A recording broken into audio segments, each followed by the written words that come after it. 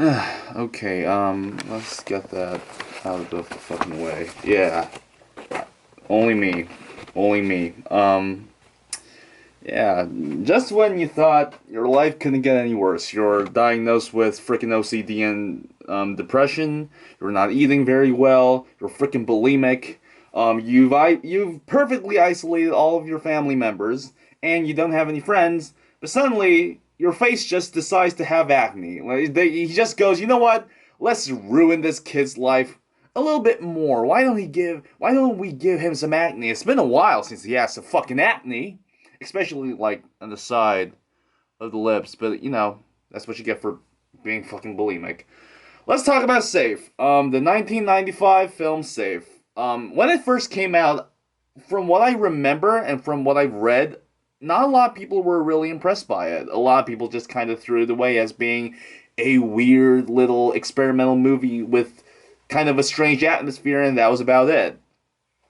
But then it got into the Criterion Collection, and a lot of people kind of came back to it with new eyes. And considering the director's Todd Haynes, a guy who really knows how to tackle hard topics and really experimental topics and do it in such an original way, it's not hard to see why people come back to it with a fresh point of view.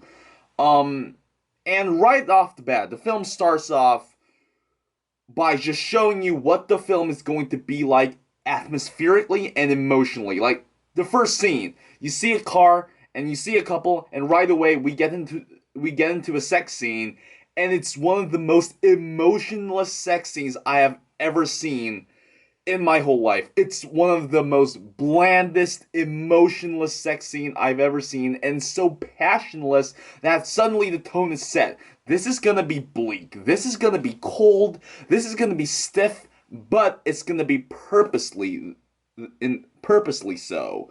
And there's always this unsettling drone. Why does my hair look like that for some fucking reason? Like, there's this unsettling drone throughout the movie, and you hear it and you get this really queasy feeling. It's not a really, shall we say, welcoming sound. And most of the shots in this movie are very still. They're very cold, stiff, still shots. The camera rarely moves. Sometimes there's like a zoom in shot, but that's about it. It never you most of the time it never moves sideways. Like, it's extremely rare when the camera moves, and you get the feeling right away. It's very frigid, it's very stiff, it's very cold, it's very mechanical, it's very robotic. And you see that in the way characters interact as well. There are a lot of very frigid conversations between the main character and her husband, and the main character, and this great scene with her and her psychiatrist. And there are very shallow and phony conversations as well with the main character and her friends. There's a strange distance between people, which kind of brings this isolating feeling. It's kind of a very cold movie. At first, that's very off-putting. I'm gonna explain that later, but it's an extremely off-putting feeling, but at the end of the film, it does make sense. Now, this brings us to our main character, Carol White, played by Julianne Moore. Extremely well done by Julianne Moore. The film is basically about her having some problems, then she realizes she's kind of chemically sensitive of basically with anything around her in the world, and she goes into this mental institute to kind of recover. That's basically the plot. And what's so amazing about this character is that she's a very unremarkable character. She's very boring. She lives with a very stiff husband. She's always accepting of others' opinions, but she never really makes her own. She's always concerned about how the colors don't match when it comes to her furniture, but she never really talks about anything beyond that, beyond surface level ideals. And yet, at the same time, she's confused, she's stressed out, and she doesn't know why. And the way the film portrays her, and this is where the directing comes in, the cinematography comes in, is absolutely amazing. She's most of the time, especially in the beginning of the film, where the disease part of the film doesn't really hit, the chemical sensitivity part has not really come into the story yet. When we're in that part of the movie, most of the time she's very much so dwarfed by the way the film is shot. She's usually in the background. She's not really in the foreground. She's usually in the background, and when she talks, her voice is not isolated so we can hear only her voice. Most of the time, there's always this other stuff going on when somebody else is talking. Usually, those voices will be on the same level as her voice. Maybe she might be slightly more focused because we kind of need to listen to her. But most of the time, her voices and her words would be within the jumble of mutterings and noises of other people and everyday sounds. And she's dwarfed by how she's shot. Like I said, she's in the background. She's also shot in very small ways. There's this great scene in this parking lot, in an indoor parking lot, where she opens her door, she's throwing up, but she's like taking up like 1/64th of the whole scene. She's extremely dwarfed by the cinematography, and because she's throwing up, she's not really in a good state. The whole thing makes her feel very vulnerable and very weak. If that's not too much of a fucking triggering word.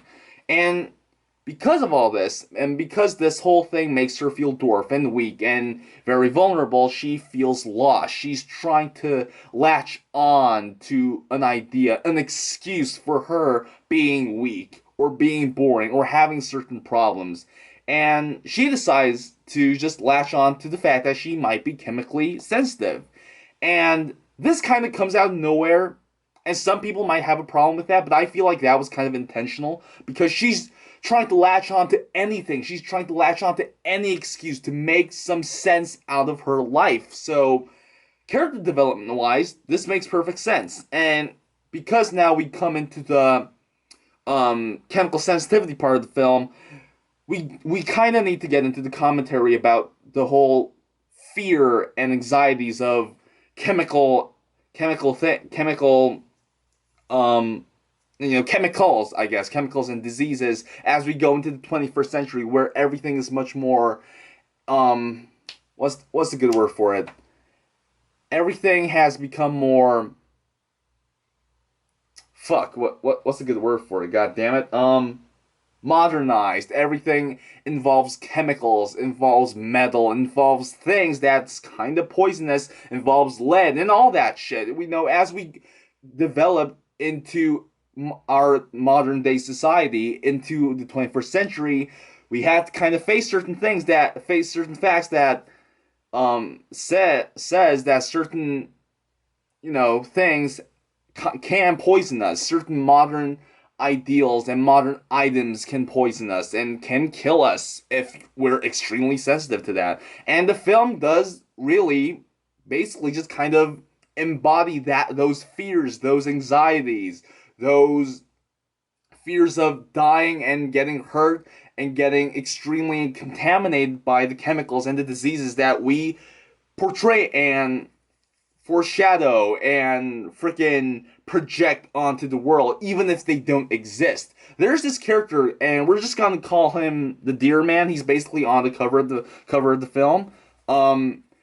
He kind of walks weird, and he's only seen 2 times in the whole film, but he kind of symbolizes what the full embodiment of those anxieties and all those fears would make us become in the future. And the whole idea of having fears and having anxieties of chemicals and diseases kind of become very relevant in the last few scenes of the movie, where it basically explains the mindset of the film and probably the main character and most definitely the director. At a birthday party, because at the end of the film she's at the mental institution, or maybe it's not really a mental institution. It's more of a healing place for people who are sick, whether they're mentally sick or whether they actually have like chemical sensitivities. They're at a birthday party, and it's Carol White's birthday party, and there's this scene where she receives the cake and she has a moment to have this little speech. And she talks about her fears and her anxieties and what she thinks about the world. And as she goes on, you start to realize something.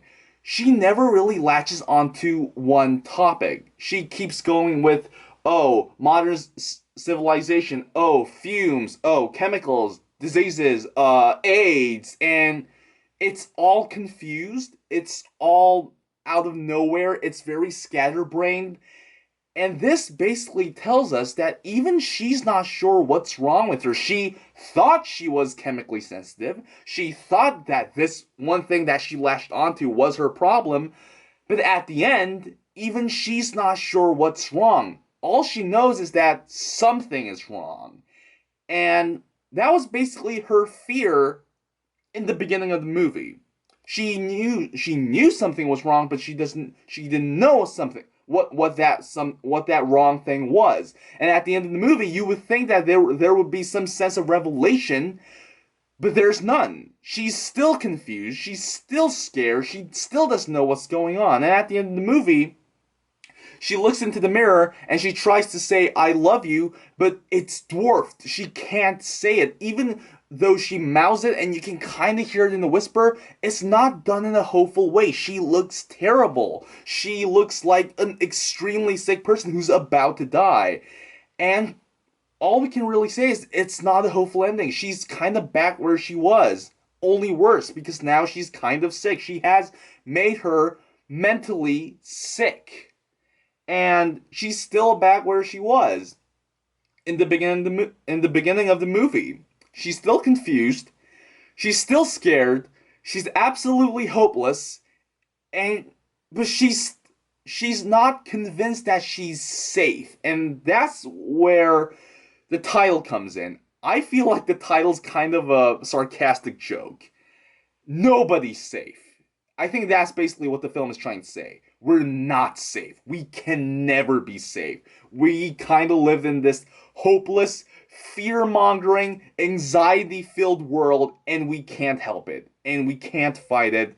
We either accept it, or we become isolated and we disappear. And unfortunately, with Carol White, the Julianne Moore character's case, she's on the latter spectrum. She's gonna disappear. She's filled with fear. She can't fight it. And it's one of the most depressing things I've seen. Now, yes, the beginning of the film is kind of slow. When we actually get into it, and when we really deeply dive into the part where we really get into her psyche and her problems with her chemical sensitivity, that's when the film really gets interesting and it really gets disturbing and it really gets into your skin. But before that, it is kind of a very slow build-up. But if you endure that, and this is a well-done build-up nonetheless, if you endure the beginning of the film, it's gonna be one hell of an experience. It's depressing as fuck, but it's realistic as all hell. So it's a 4 out of 4. It really does get to you. Like, Todd Haynes knows exactly how to really tackle these subjects. This fear of, technology and diseases and chemicals, and the fact that these fears and anxieties might not actually exist, but we portray them as such tangible problems that it actually affects us, and either we fight it or we lose from it. So yeah, 4 out of 4, safe, go watch it. Yeah, bye.